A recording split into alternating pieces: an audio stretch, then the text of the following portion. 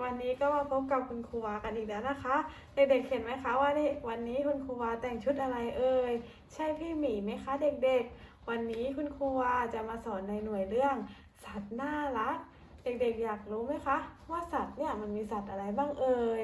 สัตว์เนี่ยมีมากมายหลายชนิดแต่วันนี้ครูวาจะมาสอนในเรื่องประโยชน์ของสัตว์ที่มีต่อมนุษย์นะคะเด็กๆรู้ไหมคะว่าสัตว์เนี่ยก็มีประโยชน์ต่อพวกเราเหมือนกันเดี๋ยววันนี้คุณครูวาจะพาเด็กๆไปดูว่าสัตว์เนี่ยมีประโยชน์ต่อเราอย่างไรบ้างไปดูกันเลยค่ะประโยชน์ของสัตว์แตกต่างกันออกไปนะคะ เรามาดูกันนะคะ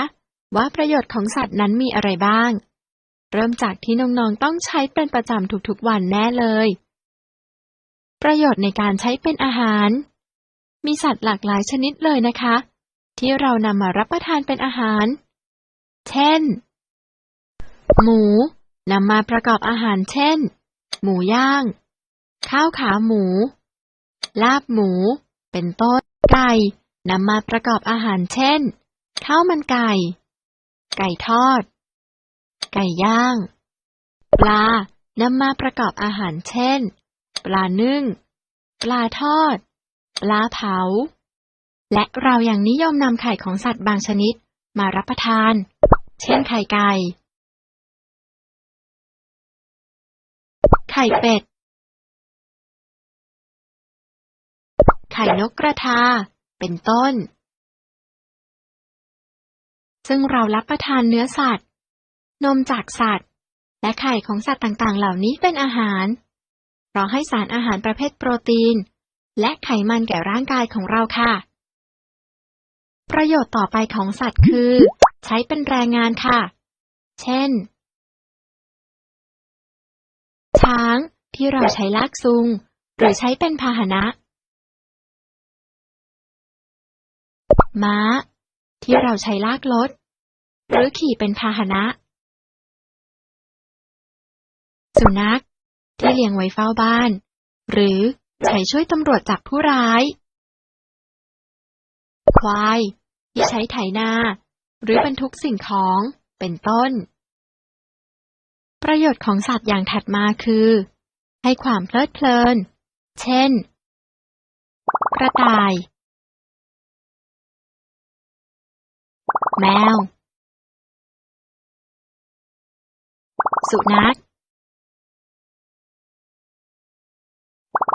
ปลาสวยงาม และนก ประโยชน์ต่อไปคือใช้ทางการแพทย์ เช่น หนูใช้ทดลองยา งูที่เรานำพิษมาทำเป็นเซรุ่มป้องกันเวลาถูกงูกัด เป็นต้นค่ะ และสุดท้ายคือใช้ทำเป็นเครื่องใช้ต่างๆ เช่น นำหนังของจระเข้มาทำเป็นกระเป๋าและรองเท้า นำขนของแกะมาทำเป็นเสื้อกันหนาวและผ้าพันคอ นำหนังของวัวมาทำรองเท้าและกระเป๋า ค่ะเด็กๆก็ได้ดูวิดีโอที่คุณครูวาได้นำมาให้ดูแล้วนะคะว่าสัตว์ของเราเนี่ยมีประโยชน์ต่อเราอย่างไรบ้างขนเนี่ยก็สามารถนำไปทำกระเป๋าหรือเสื้อได้ใช่ไหมคะเด็กๆไหนอาจจะนำไปรับประทานได้เช่นพวกปลาพวกไก่แล้วก็พวกหมูใช่ไหมคะเด็กๆค่ะสำหรับวันนี้นะคะครูวาก็ก่อนจะจากกันไปเด็กๆอย่าลืมทำใบงานที่ครูวาแจกไปให้ด้วยนะคะแล้วก็อย่าลืมดูแลตนเองอย่าลืมใส่หน้ากากอนามัยเมื่อออกไปด้านนอกแล้วก็ล้างมือด้วยเจลแอลกอฮอล์บ่อยๆด้วยนะคะเด็กๆสำหรับวันนี้ครูวาขอลาไปก่อนสวัสดีค่ะ